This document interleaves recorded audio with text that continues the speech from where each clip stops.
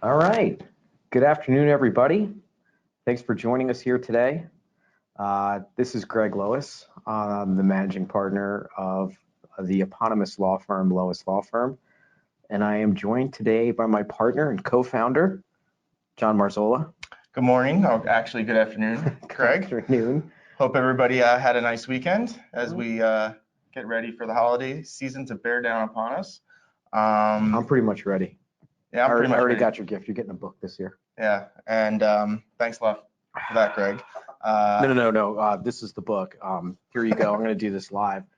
If you haven't received it yet, everybody out there, in the mail to you, if you're a client, is our most recent handbook. This is not yours. This is John's.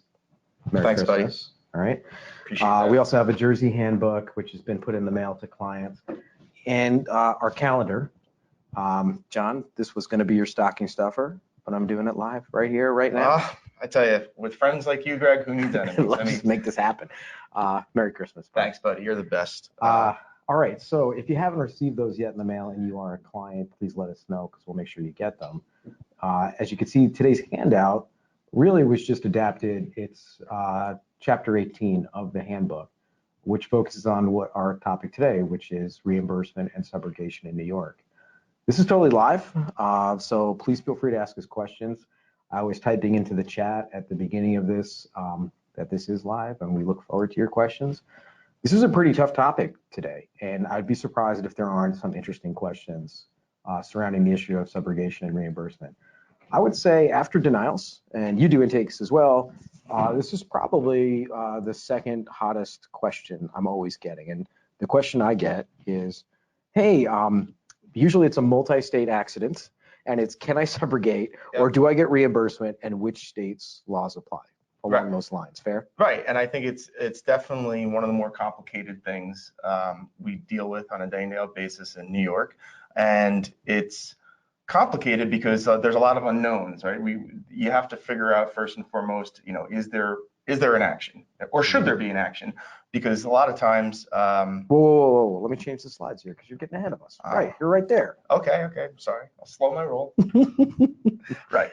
But basically what we want to figure out first is, like, was there an actual tortfeasor? Is there a possibility for there to be a civil claim in connection with the very same accident that we're dealing with in workers' compensation? And I personally find, the type of accident that are like major red flags, hey, there could be a third party action, which could lead to reimbursement or subrogation. If it's a motor vehicle accident or an accident that you can easily identify there to be another party other than the employer. So not just your slip and falls in the office, or I was walking and I bent down to pick up a piece of paper. In those sorts of actions, there's not going to be another pocket to do a deep dive and get some third party settlement out of, which is where those funds are derived from. Yeah, I mean, I think the red flags are certainly a motor vehicle accident. An employee who's on someone else's premises, maybe not our premises. Travel time injuries are, they had a slip and a fall in an airport or even a hotel when they're at a conference or out selling or whatever it is they do. So, I think when cases come in, I mean, one thing that we're going to do, and it's built into our legal action plans, really, so our clients are very familiar with it, is we put a little subheading in there that says, hey, is there a potential for a third-party action here? And we're thinking about that right from the beginning. Yeah, it's one of the first questions I ask myself. Is there a possibility that whether it's down the road or right now, can we somehow get back some money at the end of this case? And everyone should be thinking about that because it can be quite substantial depending on the nature of the accident. Sure. All right. So let's talk about the right to reimbursement. So we're going to talk about reimbursement first, and then we're going to talk about subrogation. So this presentation that we're going to do, this conversation we're going to have, is going to be broken into two parts. The first part is just reimbursement, because under the statute, and this is quite simple, you absolutely have an opportunity for reimbursement if you have paid out workers' compensation benefits, and that could be lost time benefits, medical benefits, or any type of permanent residual disability, whether in New York that's an SLU or a loss of wage earning capacity award. Even a Section 32 resolution, you can preserve your right to reimbursement, and it's dollar for dollar less the amount of litigation costs and expense. Now, If there is a third-party case pending, really your role as a risk professional, as an attorney, in my opinion, we're monitoring that case. We're just making sure that it's moving forward. A lot of our clients have specialized units within their either TPA or insurance carrier setup to make sure that that civil action is proceeding.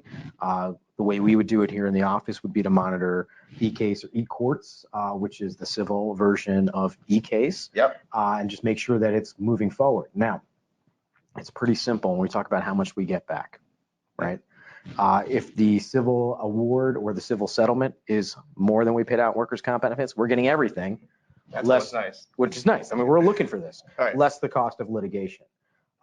When the civil action or the third-party settlement is for less than we've paid out in lost time, indemnity, and medical benefits, we're only going to get back a proportional amount of what we expended. And of course, we are then, if we have any obligation to pay ongoing workers' compensation benefits, and that could be medical, that could be lost time, or that could be permanency, we're going to pay it out at a reduced rate, basically at a credited rate. Now, most of the time, when that's going to happen, when we're going to get that credited rate going forward, we find that it's pretty easy to either resolve it on a global basis with a Section 32, or sometimes even take a straight dismissal, depending on how much money would be moving and how much that credit is. Right. And it's much more easily identifiable when the case has already been settled, but the third party was going on. It gets a little bit more complicated, of course, when there's an ongoing benefit to the claimant at the time when the third party case is ready to settle. Yeah. But these things are all eventually knowable once we get some of the basics that we're going to need to plug in our formulas, which would include, of course, the amount of the settlement, the amount of indemnity, the amount of medical we've already paid, the attorney fee, and any disbursements. Those are usually quite minimal, I find.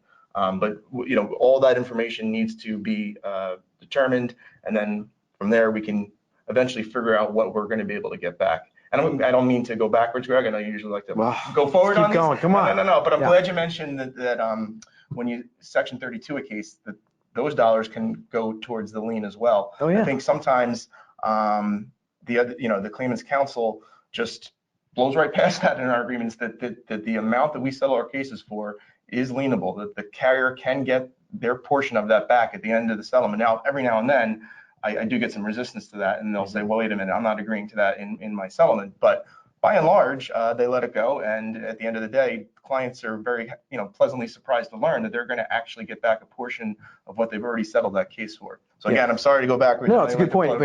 And that's one thing I think that's good to point out as a practice tip, a practice pointer, because practically speaking, you're right. If you've Section 32'd something, really, it's not reimbursable, but for in almost every Section 32 resolution we've ever done, we put it in the settlement language. We say Section 29 applies to this money that I'm paying you as a lump sum dismissal. So practice tip, I think if you're not our client and you're watching this webinar and you're thinking to yourself, wait a second, do we do that? Take a look at one of your Section 32 resolutions and say, wait a second, are we still reserving our rights? Because I think you still can, and you should, because you can get that money back. And that's a good segue into what we're going to talk about now, which is how we maximize reimbursement. Because, what you mentioned is, hey, there's a formula. I need to know what's the benefits we paid in the comp action. I need to know what's the total settlement in the civil action. I need to know what's the cost of litigation in that civil settlement. And then I can calculate for you what your maximum reimbursement is. But we all know that's the easy part. The actual hard part is once we've maybe told the risk professional, the adjuster, claims manager, hey, here's what we think you can get back $1 million. Now you've got plaintiff's counsel on the phone with the risk professionals telling them crazy things, such as, well, I'm going to abandon this civil action completely. It's such a piece of garbage unless you guys come down on your reimbursement demand. Right. Oh, they're always looking to see what they can get out of having to reimburse, and they'll always say, "Hey, look, it's a third, a third, a third." That's the formula for you. That's what I always do, and I just let that go in one ear out the other. I mean, they'll try anything to try and get out from having. Well, let's be very clear. Let's slow down there because that's a very important point. There is no statute or case law that says it's a third, a third, a third. Right. There is no need for our clients to waive their total lien. That's just something that, kind of a rule of thumb, particularly in very small settlements. Yep. A little 20 grander, 30 grander settlements that are really not going to move the needle. Yeah. And in the past, it's been kind of like, okay, there's more compromise, it seems, on those than the bigger settlements where we're not just doing a third out of hand. Definitely. When you see the small settlements, those are like the rare instances where, we might get back to the drawing board and say, okay, well, here's what we can absolutely demand to get back. But in the interest of, making sure that they go forward with this settlement and that we're going to get something back off that 20,000 or even that 10,000, or, it wasn't a really serious accident. There really wasn't much negligence. Those are the instances where you might want to think about, okay, do we want to play real hardball here and say, nope, we're taking back every last dollar, or do we want to negotiate it just a little bit, just in order to ensure that, the settlement goes through and they don't, threaten to abandon the claim or something crazy like that. It's typically nonsense. The other side of maximizing reimbursement is really making sure that the plaintiff's attorney, the plaintiff's counsel, is doing everything they needed to do to get the most money in that third-party case. This is one of those moments where, as defense attorneys, all of a sudden we're aligned with plaintiff's attorneys. We're their best friends sometimes, and a couple of ways that's worked out is, first of all, we're doing hundreds of cases a year. They might be doing tens of cases a year. So this is an instance where we could come to them and be like, well, really, I see that you're willing to accept $100,000, but really, this accident in Brooklyn, you really should be getting $300,000. And we'll come to them and we'll say, really, I expect you to beef this up. You should be doing better than this, right? Yeah, I like to do a little due diligence. Once we know who third-party counsel is,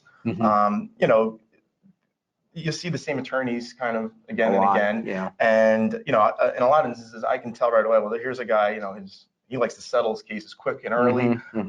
He goes after big exposure cases, and he figures, all right, look, if I can just get a really bad accident and get out of this in a year or less and take my fee, that's all he's interested in. Conversely, when they've really hired a good firm that they're going to do their diligence, I might be inclined to say, I don't have to stay on top of him as much or she as much. We know that they're going to get the very best settlement for their clients, and as a result, I don't need to do much more than just check in periodically to say, hey, how's it going? Do we have is it getting set for trial? But again, be careful of running into a ham and egger who is not doing everything he should be doing to ensure that his client gets the most amount of money out of third-party settlement. Right. And we've gone so far as to actually recommend experts for them to retain in their cases. We've done things like put together the medicals for them, create medical index and say, look, my paralegal will do this. Make sure you have the complete medicals to give to your doctors. You're getting a better report. And we have also gone to the mediations or conciliations or settlement conferences with the purpose of sort of explaining to everybody there, because often the parties at those conferences, the plaintiff's attorney, the defense attorney, and even oftentimes the judge, they're not experts in workers' comp, and they don't really understand sometimes exactly how our lien works or what we're entitled to. So it is useful for us to be there. All right, so that's a little bit about reimbursement. I'm coming over here to the questions. Just give me 1 sec. I just want to see. Oh, good. We're starting to see we're getting some questions. I see it's one of our own associates who seems to be asking a lot of these questions. People, if you're watching out there, and you've got questions about subrogation or reimbursement issues that you're facing, please feel free to ask them. We only have a couple more slides. We're going to talk about subrogation, so start typing in your questions now. All right, let's talk about subrogation. First of all, the first question we get is, can we subrogate? Answer, yes. What is subrogation? It is stepping into the shoes and acting as the plaintiff on behalf of the plaintiff. This is the situation where we are now prosecuting the case, essentially, in the shoes of the claimant in the workers' compensation case. We are going to go after the money for them. In general, we have the same rights and limitations that plaintiff has. There's no special rules that apply to us as a workers' compensation carrier or employer in pursuing those actions. Fair? Right. And you'd be surprised. You might be asking yourself, well, why would we have to be doing this? But believe it or not, sometimes these injured employees are not perhaps the most well-versed people and don't understand that there was even a possibility that they could have brought this claim. So this is, again, for the cases where there's an absolute viable tortfeasor out there that for whatever reason a claim hasn't been brought, and eventually there comes a time where we'll have to say to ourselves, all right, it doesn't look like he or she, the injured employee, that is going to make a move here, so let's do it for them. Or they don't want to. Maybe the tortfeasor that injured them is somebody they know or somebody they continue to do business with. Or there's some other barrier that's standing in there. Just very quickly, we can subrogate any claim against any actual tortfeasor We can subrogate any kind of derivative medical malpractice claim, and we have provided opinions and in fact retained experts in order to do that. We can subrogate a derivative legal malpractice claim against their own attorney. There can be circumstances in New York under its grave injury exception where the employer might have to contribute as in a third-party settlement, but not directly back to us, the carrier.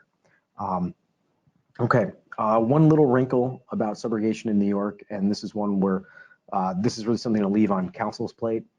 We need to provide notice to the plaintiff that we intend to take their right and step into their shoes in advance. And that notice has to be provided in writing and 30 days prior to the expiration, prior to us actually filing a subrogation action. Right. Which means at the latest, it needs to be filed 30 days before the expiration of the statute of limitations. Right, and I don't recommend waiting that long. No. I mean, you can, but you know, No, I don't want to play that game of poker. That can get you in some hot water and put unnecessary pressure. Realistically, what we're really trying to accomplish in many instances with subrogation is to awaken the claimant that they can do this or should be doing this. We're more than happy to hand it back off to them if, you know, by putting them on that notice, they go out, they get an attorney, they file their claim. Terrific. You know, that in many ways is the most effective way of subrogating. Let them use their time, their effort, their energy, their blood, their treasure pursuing that claim. All right, a couple more limitations. One, no recovery against first party benefits.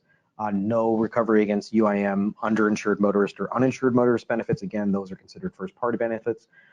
There's no recovery against the first $50,000 in first party motor vehicle benefits, except for there's some exceptions to that in commercial accident cases. And again, we must give the claimant 1 year to bring their action. Right. So there's a couple limitations there. Now, the other limitations and the real problems are mainly cooperation. This is someone who didn't want to bring the claim on their own. Right. Now we're stepping into their shoes and doing it for them. They're not usually the most cooperative clients in my experience. And also there's a circumstance where maybe they're unrepresented in the workers' comp claim because you don't need to have an attorney in workers' comp world. Right. And now suddenly I'm the defense counsel in the workers' comp claim. But then in the civil action, I'm representing them and their interest. A little awkward. It's more than awkward. So usually we have to withdraw from that, or to me, there's at least the perception of a conflict. And by the time we get to that point, you know, that claimant probably, you know, is not our best fan. You know, they're not they take it a little personally that we're trying to get their benefits reduced or cut off, or God forbid, get them back to work. So, you know, they're probably a little reluctant to want to work with us together, but you know, eventually they should hopefully understand that we're here. They have rights that they should be pursuing. And again, if nothing else, maybe that prompts them to go out that day, pick up the phone. Right, it should stir them up because at the end of the day, we're not there to recover the most amount of money we can. We're just there to recover the money to cover what we've expended. Right, because that's what we're after. Right, we're not going after paying damages, you know, extraordinary awards. We don't really care as long as our reimbursable amount gets reimbursed. We're out. Just want to get back what we're rightfully entitled to recover from what we've already put out there. And that there is a big difference between that and trying to, you know, we're not getting a windfall here. We're just trying to get something back. All right. Just like I'm not going to give you back my Christmas gifts here, Greg. I just want to let you know I'm going to bring these home with me. All right. Good. I appreciate that. I spent a lot of time making that for you. I know. Home handmade gifts better than, I understand. You know, than you buy at the store. All right. Let's go to some questions here. We have a lot of people listening, and I hope it's not just our associate who is playing Stump the Chump with the bosses here today. Let's see what else. So let's go to questions. Let's bring them up. Okay. Let's begin. Look, I see a bunch of questions in here, so this is good. Good. All right, just give me a second. This is not popping up over there. All right, great. Okay, so here we go. Eric asks a great question.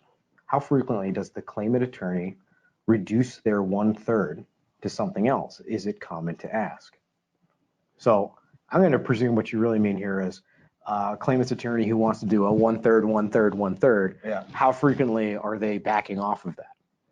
Very infrequently. I mean, they truly believe that, you know, that's, you know, it's not codified. It's not a statute. There's no cases that say it. It's just the way things are done. And that's how they generally operate. I mean, they tend to think that taking anything less than 1/3 is like committing a crime against humanity or something, but they're generally speaking not very willing to do it. I mean, there have been a couple of examples where they'll just maybe do something, they'll take something like 30% instead of the 33rd, but generally speaking, they're in it for that, that third. Right. I mean, that's their fee. Yeah. And generally, we leave it alone. We're trying to play with the other 2/3 and make sure we get that back. All right. So Jill asked a question: how do you initiate starting the rapport with third-party attorneys? So that's a great question, because we do something here that's very specific to get that started. So in every case where we think that there is a potential for reimbursement or subrogation, every case, the same day the case comes in, right? And you handle the majority of the intakes in this office. With the same day the case comes in, we're making sure that we send out a notice to the claimant, to their attorney, to any third-party attorney that we are aware of, saying, hello, we see the potential for a third-party action here. Please accept this as notice that we've got a lien, or we're going to make our reimbursement demand against you. If you're not the attorney who's representing him in that civil action, please tell us who is, because I want to serve this notice on them. And we get that conversation going. Right, and that's part of from intake. Right, that's part and parcel why we send those Section 29 rights. We don't have to do that. It's not as if we're going to waive the right by doing that. But I think it's a good way to just right out of the gates let them know, hey, we're on top of this. We're going to be coming back around, and let's start the conversation now. Like, we'll be following up with you on a periodic basis, but I think it's a good idea to start the rapport as early as possible. Now, we have one client who says, Greg, our TPA has a special section that does this, so we don't want you pursuing that or talking even about reimbursement. All right, so we have handling instructions here that say, please don't do that. But in general, that's how we do it. Jill seems to add an add-on question here. Do we have to wait for the claimant to initiate a third-party claim? No.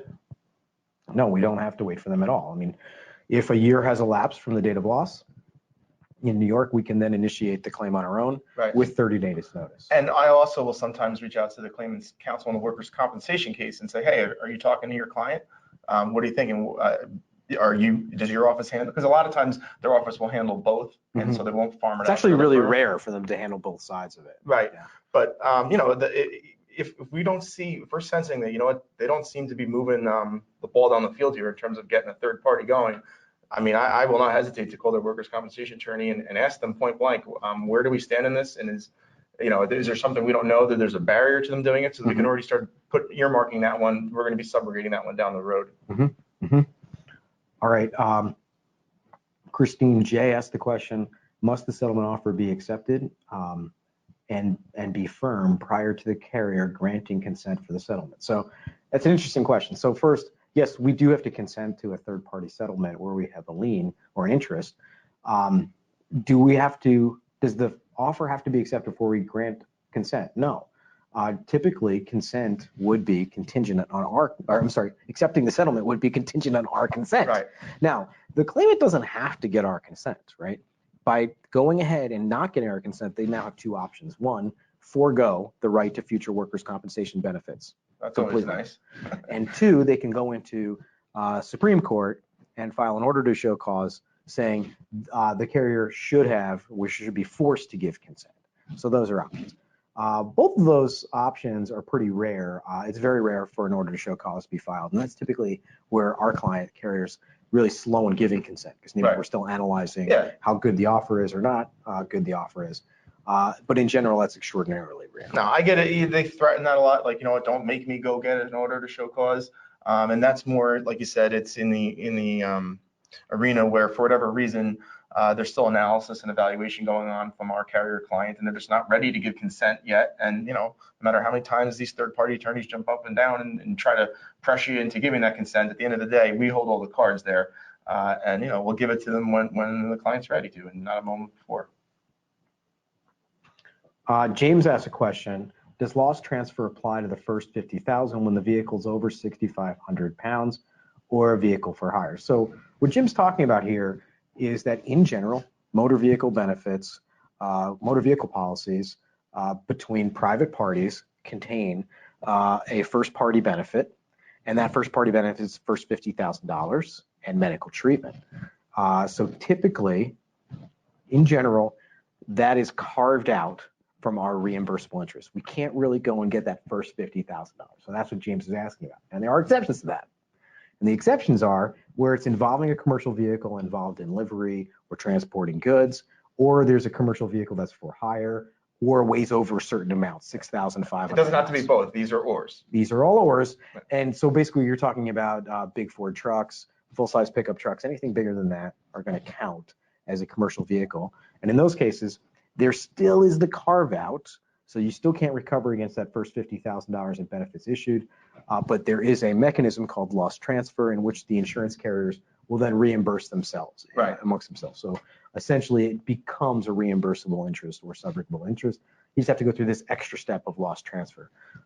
Whenever it's a motor vehicle case, we're always looking about whether those exceptions apply. So you know, whether it can work or not. All right. We have time for one more question. And this one comes from Anna. And Anna says, and this is a very long question, so I'm going to paraphrase this a little bit. She goes, she brings up a question that kind of is compound. It has two issues. One, New York motor vehicle accident, New York resident, but a New Jersey policy and claim gets filed in New York. And then she says, and also, by the way, this is a Lyft or Uber or taxi driver. Okay, so now we're starting to talk about the types of questions we get a lot. And these kind of questions are often asking us to analyze which state's statutory scheme for reimbursement or subrogation applies. Okay, and in general, the answer in both New York and New Jersey is this: irrespective of where the accident took place, the reimbursement scheme, whether that's Section 29 in New York or Section 40 in New Jersey, which reimbursement scheme takes place is based on where the workers' compensation benefits were issued under. So if you issue, even if the person lives in Florida and the accident takes place in Canada, if the workers' compensation benefits are issued under a New York workers' comp policy and in accordance with New York workers' compensation laws, in general, Section 29 is going to apply. Okay. Same thing with New Jersey.